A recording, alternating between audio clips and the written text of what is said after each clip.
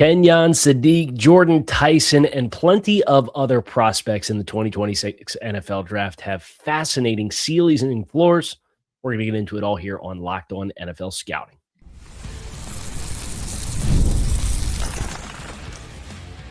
You are Locked On NFL Scouting with the Draft Dudes, your daily podcast for NFL and college football scouting. Part of the Locked On Podcast Network, your team every day.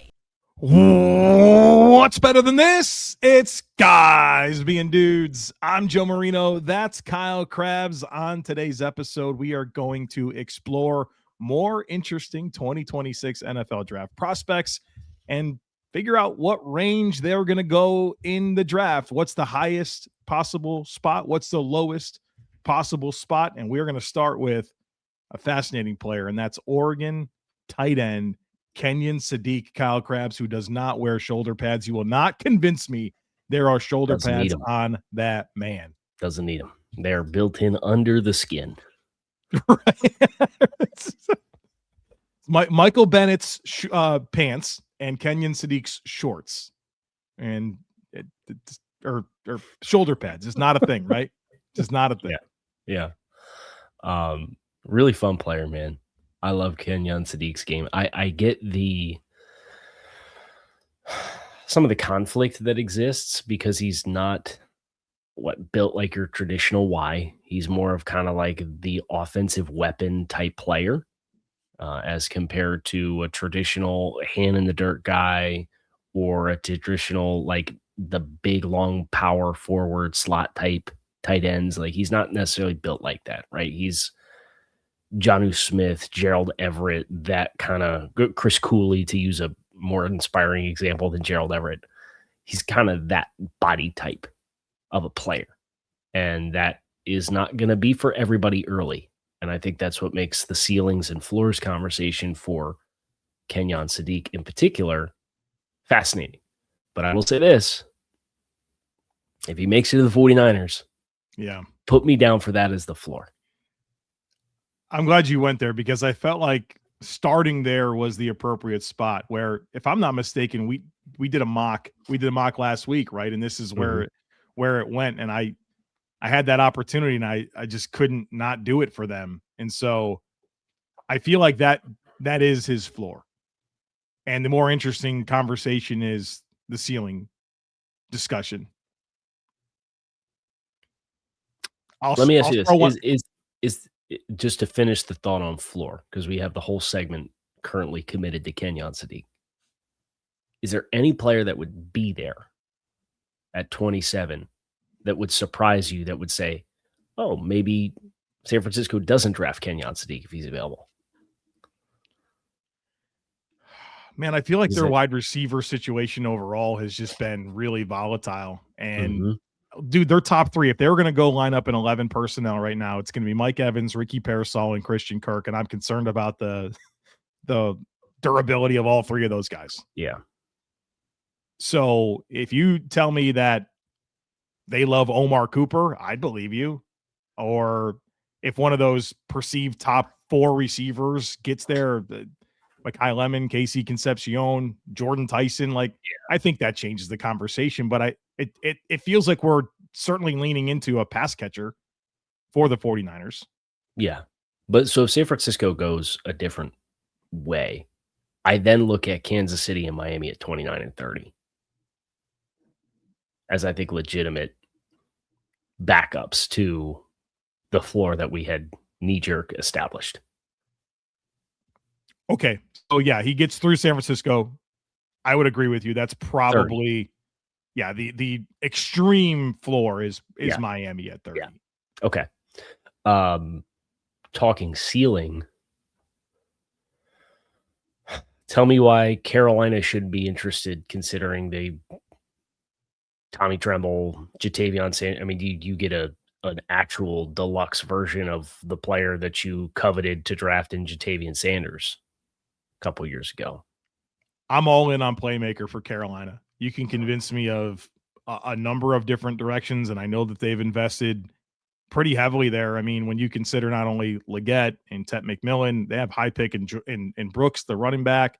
Sanders wasn't a low pick. I mean, they've got a lot there, but I don't think they're done. And I think that's part of the deal when Bryce Young's your quarterback. You want to be able to really surround him to help get the most out of him because of his own limitations. And I think you have to keep investing. So I think that's a good starting point, but I'd be curious if we can go even higher.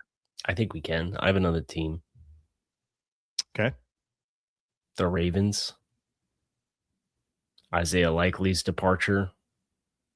You want to get a player to fill that role. Obviously, there's a new scheme coming in with Declan Doyle, but think about what they were as a 12 personnel team in Chicago under Ben Johnson, right? Where they used the early pick on, they had Cole Kmet and used the early pick on Colston Loveland, and Mark Andrews is back on another 3-year deal, but Likely was kind of the valuable change-up pitch to a lot of their primary skill players. And Lamar has had good chemistry throwing with both tight ends in years past. Obviously, it wasn't a great final season for Likely, but if you're trying to replace the Isaiah Likely skill set within your tight end room, and they lost Charlie Kolar too, so it's not like they weren't cleaned out. Baltimore, I think, you'd have to have the board break a certain way. I think you'd have to have like Vega Ioane come off the board, Spencer Fano come off the board. But if those two things happen, I think Baltimore is a spot that makes sense based on the guys that they lost. I can buy it. I can buy that. I feel like I want to dismiss the first opportunity for Kansas City and Miami. We talked a bit about them at 29 and 30. Well, they're together here at 9 and 11. I feel like for both of those teams, that'd be a little high. I agree. What about the team in the middle, Cincinnati? It feels like we're going to exhaust all the defensive talking points there, but this is a souped up version of Mike Gesicki, right? Like, would that be interesting? Would that be too hard for them to pass on? He can block. Mike can't. So that'd be a nice, super souped up version. I probably would bet the under on 10.5. Sure. But maybe in the same spirit of San Francisco's the floor, Kansas City, Miami are the extreme floors. Yeah. I would say maybe the extreme ceiling is Cincinnati, but I think Baltimore to San Francisco is kind of my gut. So 14 Baltimore to 27 San Francisco feels like the reasonable range for Kenyon Sadiq, the tight end receiver from Oregon. All right, we got some more skill players to get to, including, well, I guess one of the blue chippers and then a guy that's got some injury stuff. We'll get to him here next, folks. Be sure to stick with us. What if sports were traded like markets? Now, you can put your sports IQ to work in real time with Robinhood Prediction Markets. It's not you against the house. It's you participating in a live market. You can buy or sell your positions live all game long. Use your sports knowledge in the moments that matter. Robinhood Prediction Markets changes the game. It's people moving the action, so when momentum shifts, you can move with it. I always knew the game, but never had a dynamic way to apply that knowledge. Now I can actually take part live in a market powered by people. You're no longer just a spectator. Play-by-play, you decide.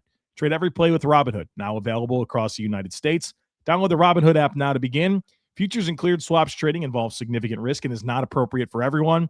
Event contracts are offered by Robinhood Derivatives, LLC, a registered futures commission merchant and swap firm. Don't forget to check out the Everydayer Club for ad-free episodes and access to the Locked On Discord. Go to LockedOnNFLScouting.supercast.com. Jordyn Tyson? Yes, Arizona State, wide receiver. Wish he didn't have the injury stuff. What?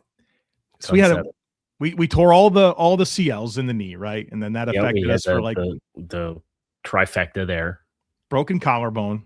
Yep.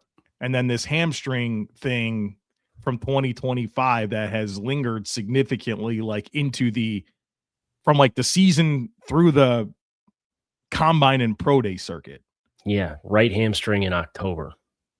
Still preventing him from testing, and he's going to, I guess, do a pro day, a personal workout pro day where he just does field stuff, but not testing.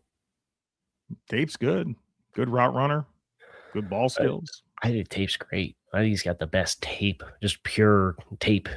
His 24 tape is the best wide receiver tape of anybody in the class, in my opinion. How do you reconcile that with 7-month hamstring? Yeah, it's crazy, injury. right? Right? Like, Yeah, it's heavy. All right. Well, a spot that I have found myself mocking him occasionally is Dallas at 12. I think that gives them the security to not have to force it with George Pickens. Yeah, and what that's going to cost and the red flags that exist with George. Should we be thinking about Miami at 11? It's certainly a need for receiver. That feels like a role that would be rich based on other needs and opportunities. But I think, Jeff Hafley kind of went on Kay Adams, and Kay Adams did the thing that she always does with everybody where she gets him to say something that's a little, and Kay's got that charm about her where she'll get you to talk, and then she just smiles. Kind of way about her. Yeah, I've seen it happen. Guys just keep talking, right? Yeah. And the more you talk, the more you say. Yeah. And it was asked about wide receivers and kind of alluded to we'll have guys from the league to throw to. Come back, check with us after the draft, right? We got 7 top 100 picks, and we'll see who gets here on April 7th, right? So he threw that part in there, but it was like, oh, yeah, let me add that part. I do think 11, John R. Sullivan, GM at the owners' meetings yesterday, talked about wide receiver being one of the 3 deepest talent positions in this year's class. And we know how that Ron Wolf tree has generally treated wide receivers. So I think 11 is too rich. What about the Rams at 13? Oh, I think for sure. I think they're for sure in play. I think that's probably the earliest for me based on what I see the rest of the teams with their needs, kind of the depth of the wide receiver room, and what Tyson's individual risk assessment would presume to be. I feel like the Rams, because Dallas can always come back and say, hey, if he's there at 20, it's a no-brainer, draft him at 20. That's true. Right? And they got a new defensive coordinator who's come in. They're going to have a chance to maybe get a swing at a safety, maybe get a chance at an edge rusher, maybe get a chance at a corner. They should. They should get a corner. They should get a corner, edge rusher, or safety they like at 12. Yeah. I agree with that. So I think the Rams at 13 is the ceiling I'm comfortable setting. All right. For the floor, I'll toss out Cleveland at 24. That gives you an opportunity for a catch in there of Philly at 23. That other Dallas pick. Pittsburgh. Pittsburgh. I don't know. I don't feel like I can dismiss the Chargers. Let me ask you this. Jordyn Tyson, predictably, will be wide receiver blank, because this is going to help dictate my answer.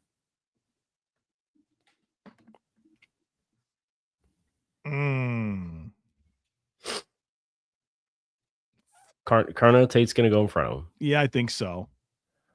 Mekhi Lemon going to go in front of him? I think so. Probably. Yeah, I think so. I don't think anybody would be surprised if either of those two went in front of him, because for the chalk for the last 4 months has been those are the top 3 receivers. I don't think he's wide receiver 3 either, because of the whole thing that's lingered. You think one of Concepcion or Cooper could jump him? Yeah. I think he's probably 3rd, 4th, or 5th receiver picked. The high would be the 3rd. The 5th would probably be the lowest, I would guess. I might want to go lower then. It's like New England at 31. Sure. Does he fall out of the first round? Depends on how that workout goes. This is dicey, man. He is a volatile one to me. And for people that think this is crazy, Will Johnson just did this last year. Remember, if we were talking on March 31st last year and we said Will Johnson's going to get drafted in the late 40s, yeah, everybody thought you were nuts. yeah. And that's not to say that, Will Johnson and Jordyn Tyson's medical situations and injury history concerns are the same. Like, everybody treats it differently. But the Will Johnson example, I think, is a great example of a guy that, this guy went wire to wire in the top 20 of every mock draft that was run throughout the entire cycle. But if the risk assessment's there and they're concerned about it, and you'll hear all kinds of things on all kinds of defense, but what we know is on the outside looking in definitively is there's been a hamstring issue that's been an issue for 6+ months now. Yeah. That's kind of wild. It's bigger than the knee or the clavicle is the hamstring to me. Well, especially because, guys, this is soft tissue stuff, and if that is a problem, you have to do a lot of work to make it not a problem. Right. Moving forward. To keep it calm. Yeah. So it sounds like we want to go. I might even go lower, but so how about this? We said the Rams at 13 was the high. Yeah. And then I think the low is maybe out of the first round. Yeah. I don't think we can definitively say right now that I think he's a first round lock. I don't think he is. I think the talent level is, but sure. There's a lot more that goes into this than talent level. Right. And I think in this class, I do think somebody will feel as though the risk is worth the reward in the top 32, but you can tell me that everybody, based on the other wide receivers that are out there, is kind of just like, hey, we'll not get this laundry list of medical flags on top of and still get a really good player and go a different direction early. All right, want to do Jeremiyah Love, running back Notre Dame? Yeah, let's do it. 3 to Arizona is the ceiling? No, not after their running back. You say no? Yeah, what they kept James Conner. And they got signed somebody else. Tyler Algier to a decent sized contract. Yeah. And they brought in, was it Bam Knight? Was that the third back they brought? They brought in somebody from surely you're not going to throw Bam Knight as the reason. I'm saying if you brought in 2 running backs and then kept James Conner and you pick 3rd overall and you don't have a quarterback and you don't really have a right side of your offensive line, you should probably not draft the running back. I don't think they should. I can't. With a general manager who's on the hot seat. I don't feel myself being willing to dismiss it. Well, okay, 4 to Tennessee? Yeah. Okay, that feels like that's a super trendy thing. Like, Tennessee has positioned themselves to go with this player. Tennessee. I see a lot of, Tennessee. I see a lot of Washington projections there. Mm-hmm. Can we dismiss the Giants? No. Here's where it gets tricky. If it's not Tennessee, it's not the Giants, and it's not the Commanders. Where's the floor? Dallas at 12? Yeah, I think the floor would be. I think Dallas would pick him at 12. If he was there at 12, I think they'd pick him, and I think there's a good case that they should. And then if he gets past Dallas at 12 for whatever reason, I think the Rams at 13. And I understand Kyren Williams is paid in on their contract, but you said that a couple times now, man. Doesn't that feel like a less thing to do? Oh, we got a house money pick. Oh, this incredible player. Oh, it's not a need bet. Yeah, but watch how when we go 13 personnel, we're not. If we have an issue with explosive runs and you're concerned about Kyren Williams, and I don't think they should be concerned about Kyren Williams, but if it's like he's not a home run hitter as a runner, right? You know how you solve that problem? Yeah, Jeremiyah Love will do it. Go Jeremiyah Love. That spin move and that explosiveness. At his size. Blake Corum had quite the role last year. 150 touches. Mm-hmm. I don't know. I find myself very surprised if that's what the Rams did with this first round pick. If he was there though at 13. Yeah, I'd be surprised. I think 12. I think the floor is 12. Okay. 4 to 12. 4 to 12 for Jeremiyah Love. All right, we've got some defensive linemen coming up next, folks. Be sure to stick with us.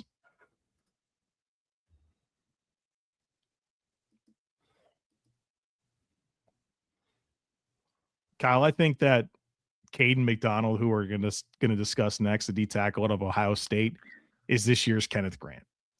Where there's this thought that he's going to go late first, maybe fall out of the first round, and then he's going to go top 15, and we're going to be like, top 15. Yeah. Where? Why can't Dallas be in the mix with all the discussion about stopping the run? Because they have 20 and they kept Kenny Clark. I'm not dismissing it. At 12? Yeah. The Dolphins picked Kenneth Grant at 13. They did. Kenneth Grant had a little bit different. Yeah, a little bit more athleticism. I agree. Athleticism with a little bit more size to kind of bank on the growth as a pass down player. So you think Dallas is too high? I think Dallas at 20. Boy. What about Cincinnati? Cincinnati's a really interesting team because it's like, do you want, I don't know, there's the scar tissue of drafting Shamar Stewart, who didn't really have a pass game profile as a pass rusher last year in the first round. Does that give you scar tissue to, because I don't think Kayden McDonald has an overly appealing forecast to grow as a pass rush player. I think he's probably the best run defending defensive tackle in the class. But what's his ceiling and floor on passing downs, since we're doing ceilings and floors? It's pretty it's modest. I don't think he's the second coming of Dexter Lawrence. Which is a great name to invoke, because if you're going to take a guy in the top 15, that's what you're hoping he becomes as a player like that. Right. So to Cincinnati, I can tell you feel like I'm shooting too high. Where do you think the ceiling is? Minnesota at 18. I think it's another good team to invoke. Like anything before that, I mean, I'd say Detroit, but they just drafted Lee McNeil last year. Or Tyleek Williams, yeah. Tyleek Williams, excuse me, yeah. The Jets at 16? The one thing they have is nose tackles, right? With Briggs and Phillips and Tavondre Sweat, right? Like, they're kind of stock there. Sweat's a high variance player. Briggs isn't going to stop. He's a nice young player, but he wouldn't stop me from investing in Kayden McDonald if I loved him. Yeah, I know, but with the needs of the Jets, you want to get like your fourth nose tackle? Probably not. So I'll say I think Minnesota should be the ceiling. Just because I'd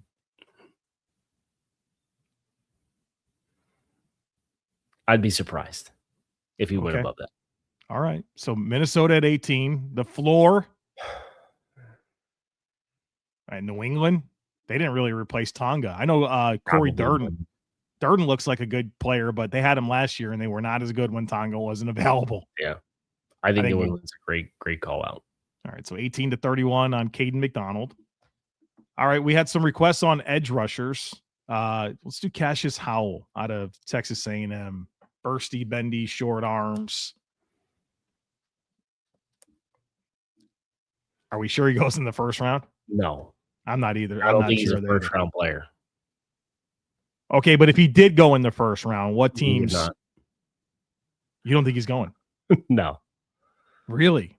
30.5-inch arms, does not play run defense, cannot play the point of attack, has very little power, is not a close quarters player because he has no extension.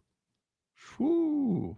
Like where Kyle says, and for those reasons, I'm out. And for those reasons, I'm out. Like, welcome to the Miami Dolphins at pick 30. Cassius. Yeah, there's your freaking. I think he's in play for the Bills at 26. So, and I want to give him his due as a player. He's a fun player to watch on tape, and the speed rush stuff is really electric, right? He just feels so one-dimensional to me.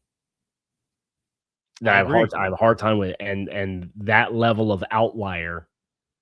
And even if you add an inch to his arm length, because the combine measurements, we've decided we don't know how to do the thing that we've been doing for forever.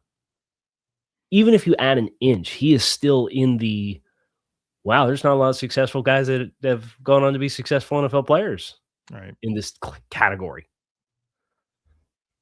I'm actually going to do that. If you want to continue. Well, I think there's other way. Okay. Or, Kansas City at 29, Buffalo at 26 does not have that profile as they now transition to a 3-4. The Chargers at 22, they've lost pass rush and haven't really replaced it.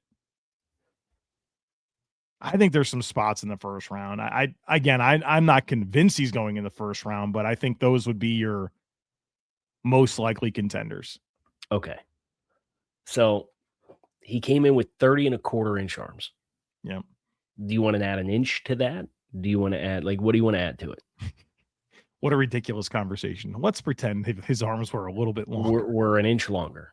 Is that fair? Add a full inch. Okay. If we add a full inch, he would have 31 and a quarter inch arms. Here are the edge rushers to come through the combine since 1999 with 31 and a quarter inch arms or less prior to 2026. Nate Williams, Ohio State. Sutton Smith, Northern Illinois.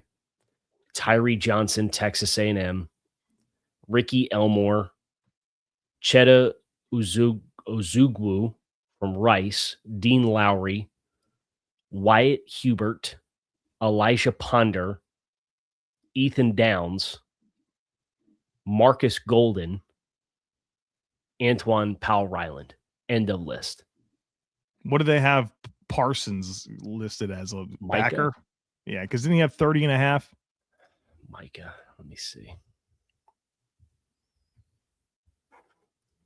They probably list him as a linebacker. 31 and a half.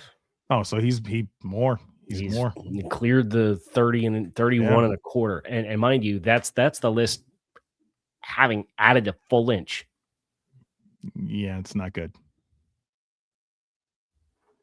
It's not good, Cal. Anywho, I'm off my soapbox now. If you want a designated pass rusher who can line up at a wide 9 and be a nightmare on third longs, draft Cassius Howell. I'd be surprised if that market was there based off of how extreme the outlier is. So right now you are not going in the first round. Out. Yeah, I'm out. I will not have him in my final predicted mock in the first round. I think I identified some reasonable landing spots, though. If Kansas City's a good call out. Yeah. I went with the Chargers, Bills, Chiefs. I mean, maybe New England.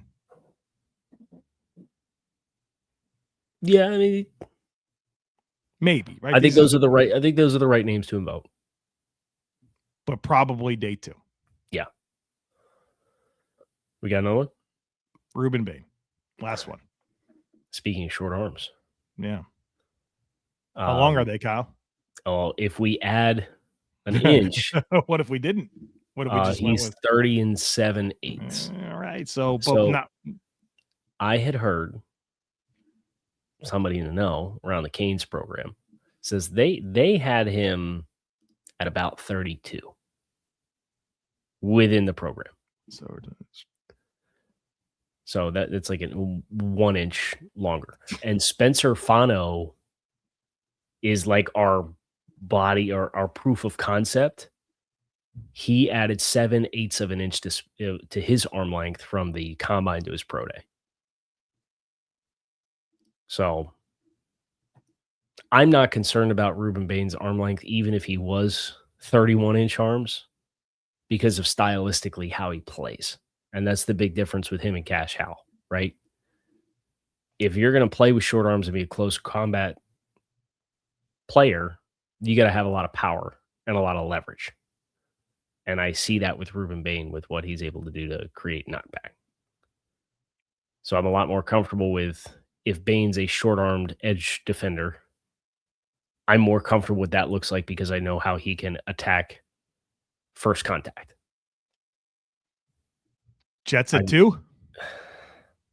Probably not, but I'll say yes, that is like the true ceiling.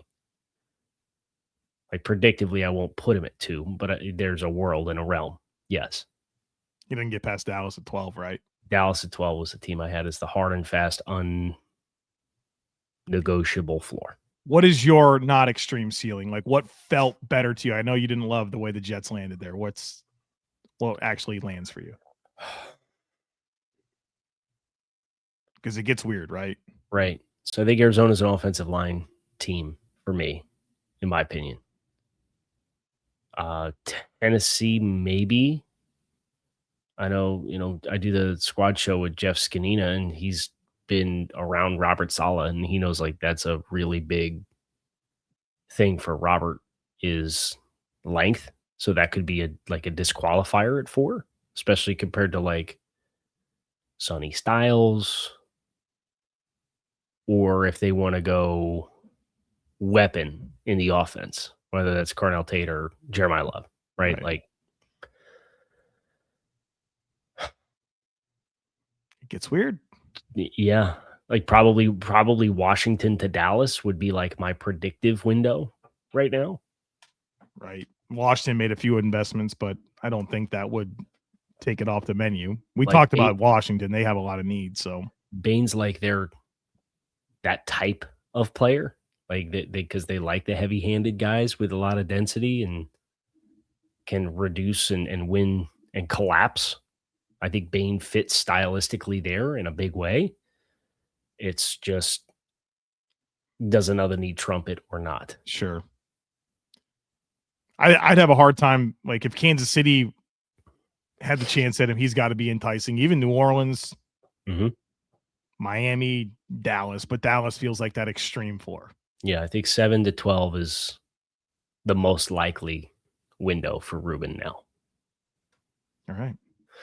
That's going to do it for us here today on the show. Kyle Krabs, Joe Marino. We appreciate you guys as always for checking out Locked On NFL Scouting. We hope you make it a great rest of your Tuesday, and we will be back again tomorrow as we continue chugging along. And tomorrow will be April. So keep an eye on your timelines, heads on swivels. No April Fool's tricks. We won't play any on you, we promise. Yeah, don't get duped. And just make sure you're verifying your accounts before you see something on the timeline tomorrow. So that's our PSA for tomorrow. Appreciate you guys checking out Locked On NFL Scouting.